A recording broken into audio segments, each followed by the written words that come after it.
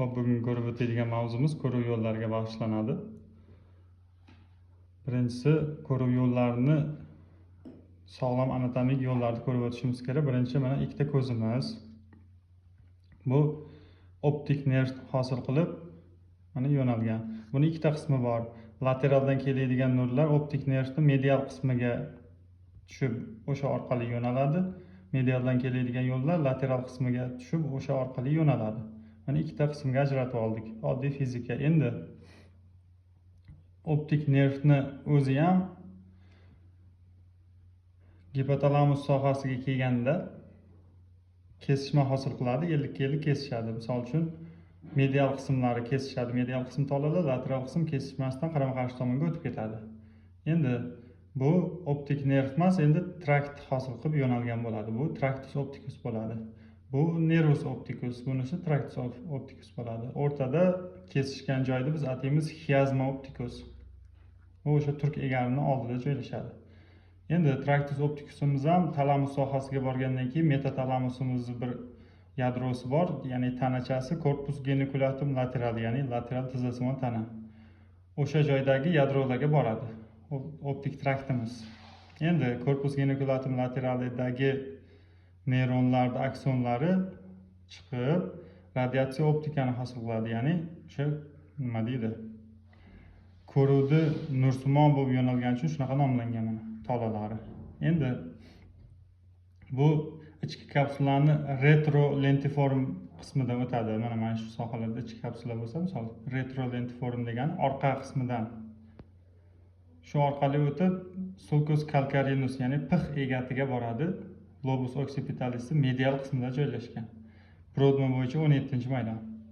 Mana shu sog'lom insonlarda ko'ruv yo'llarini anatomiyasi. Endi har bitta joy zararlanganda nima bo'lishini ko'rib o'tamiz. Birinchisi, optik nerv to'liq zararlansa, anapsiya yoki bo'lmasa amavroz bo'ladi. O'sha zararlangan ko'zning o'zida bir tomonlama bo'lsa, bir tomonlama, agar ikki tomonlama zararlaydigan bo'lsak, bu tomonni ham qop-qora chizib qo'yamiz, umuman ko'rmaydi.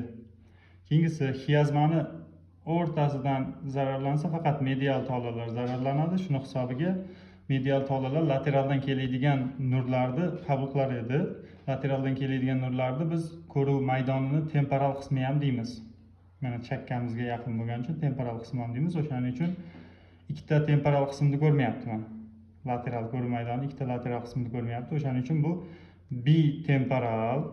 bitemporal heteronim gemianapsiya bo'ladi. Gemi yarmi, anapsiya ko'rmaslik, ko'ruv maydoni yarmini ko'rmaslik. Heteronim nima uchun? Mana ko'zimiz uchun o'ng tomon, bu ko'zimiz uchun chap tomonni ko'rmayapti. O'shaning uchun heteronim deb nomlanadi. Har xillik bor.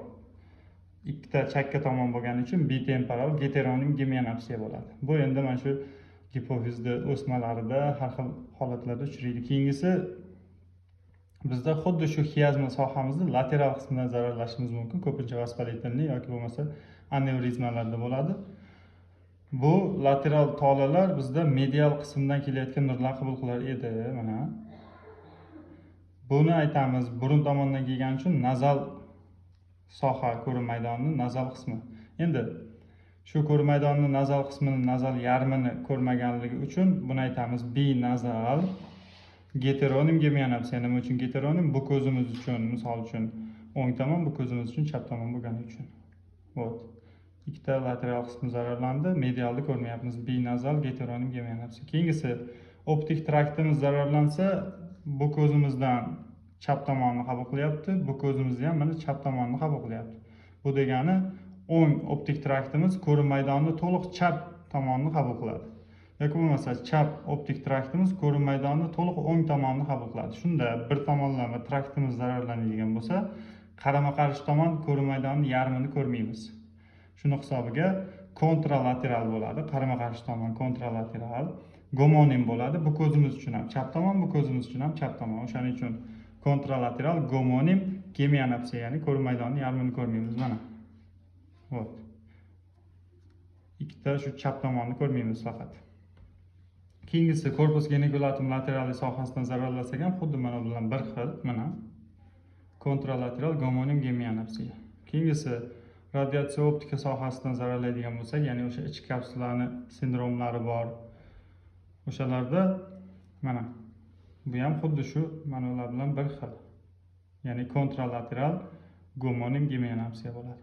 Endi po'stloq sohasiga yetib keldik mana. Po'stloq sohasiga yetib kelganimizda bizda sulcus calcarinus sohasini agar bir tomonlama to'liq zararlasak mana kontralateral gomonim geminopsiya bo'ladi. Faqat markaziy ko'ruv saqlanib qoladi. Sababi lobus occipitalis eng uchki qismi ikkita qon tomir havzasidan qon oladi. Ikkita qon tomir arteria cerebri media bilan arteria cerebri posterior. Ya'ni o'rta bilan orqa arteriyalardan oladi. Anastomoz hosil bo'lgan. Endi bitta qon tomir havzasini zararlaydigan bo'lsak, ikkinchisining hisobiga kompensatsiya bo'ladi. Endi kontralateral gomonim geminopsiya markaziy ko'ruv saqlangan holatda deymiz. Nima uchun? Markaziy ko'ruvga mana shu eng uchki qismdagi, ya'ni polusdagi, qutbdagi neyronlarimiz javob beradi. Mana sulcus calcarinusning eng uchki qismidagi neyronlar javob beradi. Buni aytamiz. Kontralateral gomonim geminopsiya markaziy ko'ruv saqlangan. Endi ko'ruv markazimizni sulcus calcarinus yuqorisida cuneus, pastida gyrus lingualis joylashgan. Endi hozirgacha ko'rganimiz ko'ruv maydonini faqat o'ng chap hosil qilib ko'rdik. Undan tashqari bizda yuqorigi pastki ko'ruv maydonlarimiz ham bor. O'shalarni ham solishtiradigan bo'lsak, cuneus tomoni, mana sulcusning cuneus tomoni, cuneusga qaragan tomon, yuqoriga qaragan tomoni pastki yarmini ko'radi. Gyrus lingualis tomoni yuqorigi yarmini ko'radi. Endi bu ikkita yarim shar bo'lgani uchun endi yarmi bo'lmaydi, yarmini ham yarmi, ya'ni choragi bo'ladi. Endi misol uchun bir tomonlama mana yerdan cuneusni zararlaydigan bo'lsak, qarama-qarshi tomonda, cuneus yuqori tomonmi, qarama-qarshi tomonda pastda ko'rmaydi mana. Markaziy ko'ruv saqlangan, chunki ikkita qon tomirdan mana. Cuneusni zararlasak, kontralateral pastki kvadrantnaya geminopsiya yoki kvadrigeminopsiya bo'ladi. Ya'ni qarama-qarshi tomonda faqat ko'ruv maydoni to'rtdan bir qismi choragini ko'rmaymiz, lekin markaziy ko'ruv saqlanadi. Buni ikkita qon tomir hisobiga.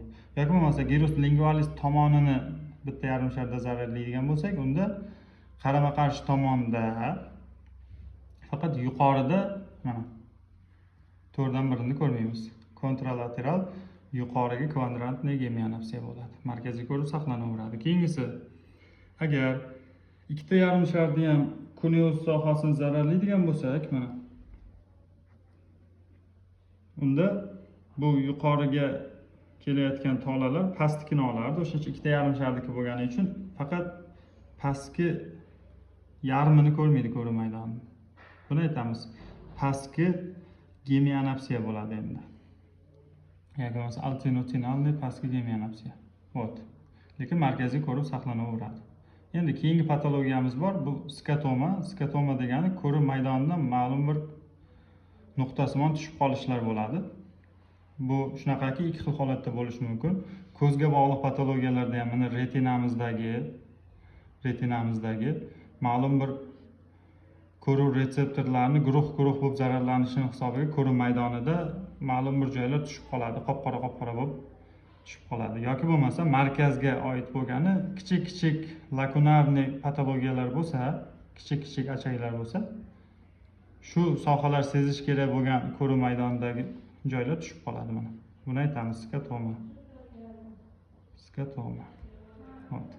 Bo'ldi. Keyingisi assotsiativ ko'ruv maydonlarimiz zararlansa, ko'ruvimizda o'zgarish bo'lmaydi, ya'ni ko'rish funksiyamiz buzilmaydi, lekin ularni idrok qilish funksiyamiz buziladi. Shuni hisobiga optik agnoziya deymiz, ya'ni ko'ramiz, nimaligini bilmaymiz. Misol uchun mana ruchkani ko'ramiz, lekin buni ruchkaligini bilmaymiz, misol. Xuddi shunaqa bu optik agnoziya bo'ladi, assotsiativ ko'ruv yo'llari zararlangan hisobiga. Bo'ldi, bugungi mavzumiz tugadı.